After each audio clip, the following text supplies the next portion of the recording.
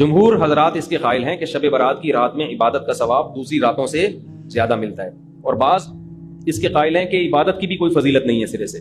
دونوں کے دلائل ہیں۔ میں نے اس بارے میں آڈیو بیان ایک ریکارڈ کروایا ہے، آپ گوگل پہ سرچ کر سکتے ہیں، شب برات مفتی طارق مسعود، شب برات کے دلائل، آڈیو بیان ہے۔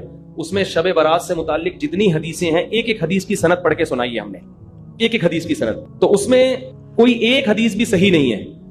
ہاں یہ ضرور ہے کہ شب برات کی رات کی عبادت پہ کئی ضعیف حدیثیں ہیں، تو اس لیے محدثین کا اصول ہے کہ جب بہت ساری ضعیف حدیثیں جمع ہوتی ہیں تو درجہ حسن تک پہنچ جاتی ہے۔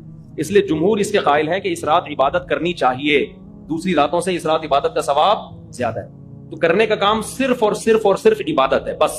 قبرستان کے بارے میں حدیث صحیح نہیں ہے، اگر فرض کر لو ہے صحیح، تو پوری زندگی نبی ایک بار قبرستان گئے ہیں اور آپ ہر سال جاتے ہو، پھر نبی اکیلے گئے ہیں چپکے سے رات کے اندھیرے میں، آپ جتھے بنا کے جاتے ہو، اور اندھیرے نہیں وہاں لائٹنگ ہوتی ہے، تو یہ سنت تھوڑی ہے، تو خلاف سنت ہو گیا نا۔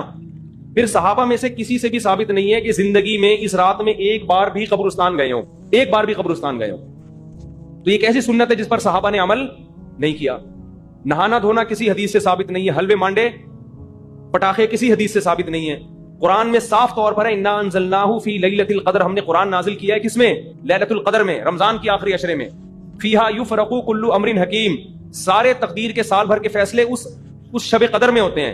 تو اتنی واضح قرآن کی آیتیں موجود ہیں، تو شب برات کے بارے میں ایسی روایتیں موجود نہیں ہیں، سمجھتے ہو؟ اس لیے بعض ائمہ اس کے قائل ہے کہ بعض رافضیوں نے، بعض لوگوں نے لیلۃ القدر جو ہے نا رمضان کے آخری عشرے میں ہوتی ہے، اس رات کی ویلیو کو گھٹانے کے لیے اس کی اہمیت بڑھائی ہے، تاکہ اس رات کی ویلیو کیا ہو جائے؟ کم ہو جائے۔ تو اس کے مقابلے میں اس رات کو لا کے کھڑا کر دیا، جو سارے فضائل لیلۃ القدر کے تھے وہ کہاں چسپا کر دیے؟ 15 شعبان۔ قرآن کہہ رہا ہے واضح طور پہ ہم نے لیلۃ القدر میں قرآن نازل کیا، شب برات والے کیا کہتے ہیں؟ 15 شعبان کو نازل کیا، وہ کہتے ہیں اس میں بھی کیا، اس میں بھی کیا، پھر تعویلات کی جاتی ہیں۔ لیکن ایک بات قرآن اتنے واضح انداز میں بیان کر رہے ہیں، تو جو فضیلت جس رات کو حاصل ہے وہ اسی رات کو دینی چاہیے۔ تو 15 شعبان کو صرف اتنا اگر کرنا ہے تو صرف انفرادی طور پر عبادت کی جائے، اس کا بھی کوئی مخصوص طریقہ نہیں ہے۔ تو باقی یہ قبرستان والی جانے والی بات بھی کمزور ہے، اور اس رات میں فیصلوں والی اور حلوے مانڈے اور تہوار تو رات کو اسلام میں ہوتے ہی نہیں ہے، اسلامی تہوار تو دن میں ہوتے ہیں، خوشی دن میں منائی جاتی ہے۔ اسلام میں راتیں عبادت یا نیند کی ہیں، خوشیوں کی راتیں نہیں ہوتی، چراغا نہیں ہوتا۔